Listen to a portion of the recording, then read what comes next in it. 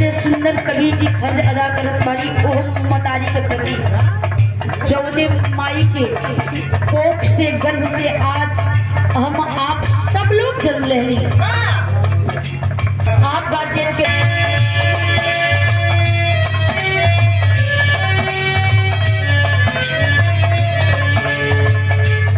ओ धन्य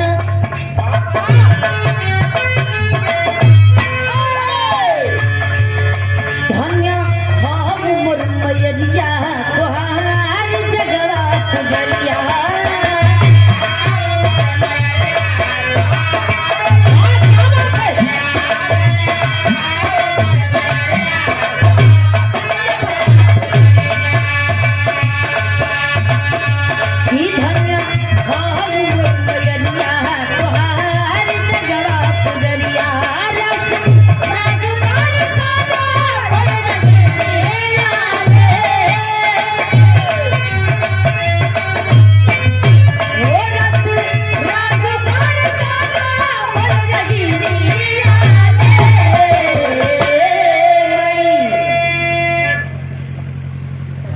के द्वारा ये हमरा गुरु जी के भी ये 100 रुपया दे करके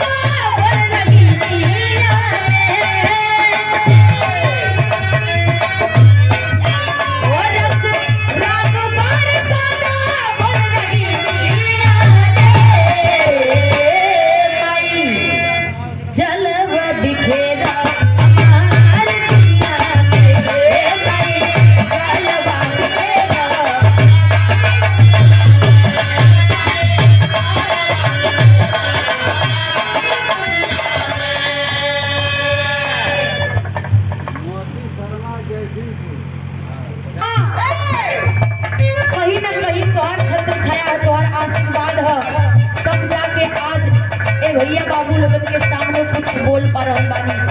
दुनिया में 3 लोग महान होते हैं, पहला माई और दूसरा बाबू और तीसरा गुरु। माता पिता जन्म देकर के दुनिया दिखाने का काम करते हैं और गुरु ज्ञान देकर के अंधकार से प्रकाश की ओर ले जाने का काम करते हैं। पंचो माई के कोख से एक विद्वान महान पहलवान जवान किसान पैदा भइलन, जिनकर कथा आज दुनिया में कायम बा गावल जाला। अंतरा के अंतराल में कहे बता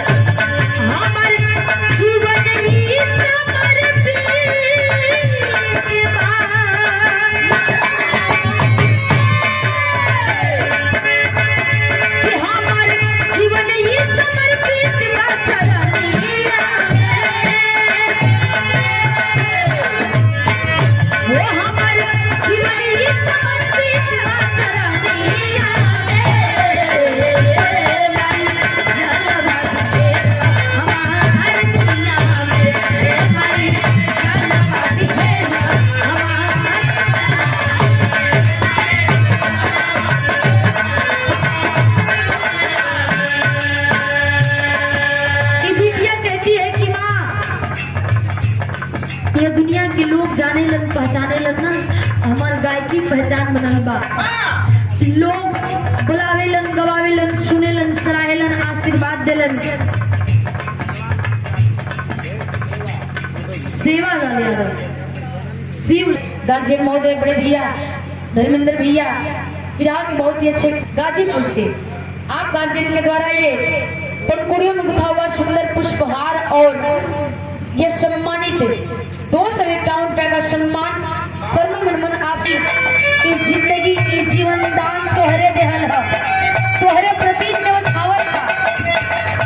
दुनिया में कोई कितनो शक्तिशाली बलशाली हो जाई, लेकिन माई के दूध के कर्जा ना कोई चुकोले बा, ना कोई चुका पाई।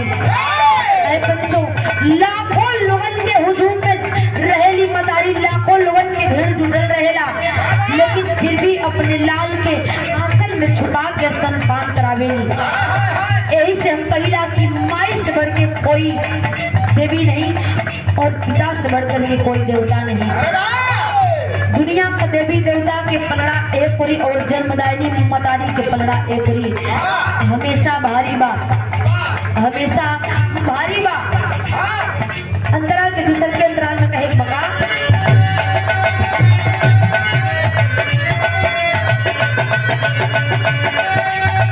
तोहरा जैसन देवे वाला कोई नहीं।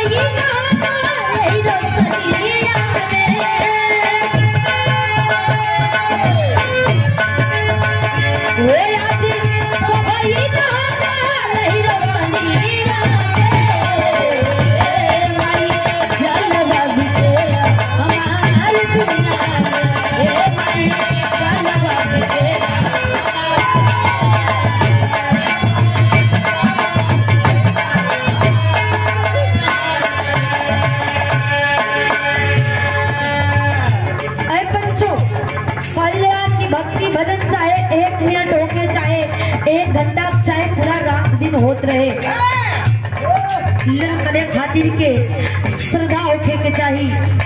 एक मिनट करा, लेकिन पूरा तन मन धन से दिल से भक्ति भजन करा। जेकर नाव हो वंदना, ई कबो वंदना हो सकेला जब तक से मन के वंदना कल जाए। किसी ने खूब कहा है कि मन की तरफ मार लो बस हो गई भजन।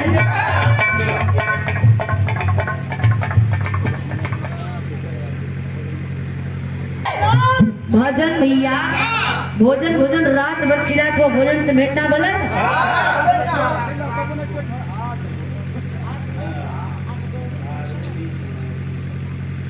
मन की तरंग मार लो बस हो गई भजन, आदत बुरी सुधार लो बस हो गई भजन। ये मन के सुधार ला, नियति के सुधार ला, ये भक्ति भजन बा। लोग मंदिर में जाके पूजा करेलन, मुठा मुठा बर अगरबत्ती धरावेलन, आंख मूंद के मंत्र के उच्चारण करेलन, लेकिन ध्यान भटकत रहेला। ध्यान जुटना पर ही वैसनो पुजारी हुन। ई मन बड़ा अधम है, ई ऐसे जल्दी नहीं रमेला बाबू। कब कैसे रमाला? एक के जबरदस्ती खींच के रमावे के पड़ेला, और जब ई रम जला तो जम जला, तब गीत गवने ही निक लगेला। कितनी शांति बना के गार्जियन लोग बैठ के सुनत हैं, ये हमारा खातिर सब कुछ बा। लेकिन आखिरी बंद में गुरु घराने के परिचय से कैसे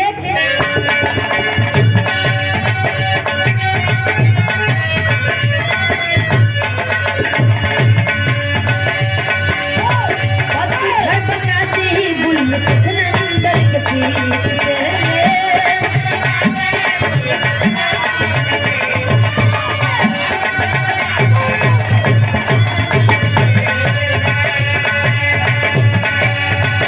नामी रबीना भई जो घर के गीत से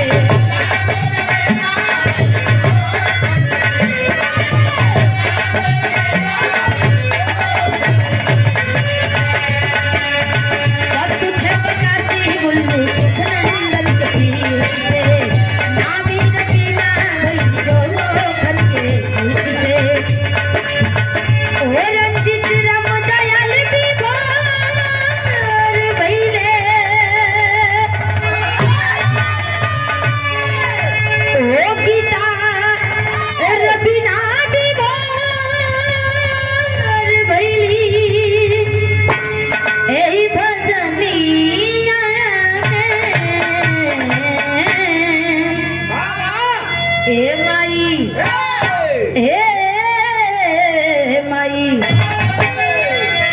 ए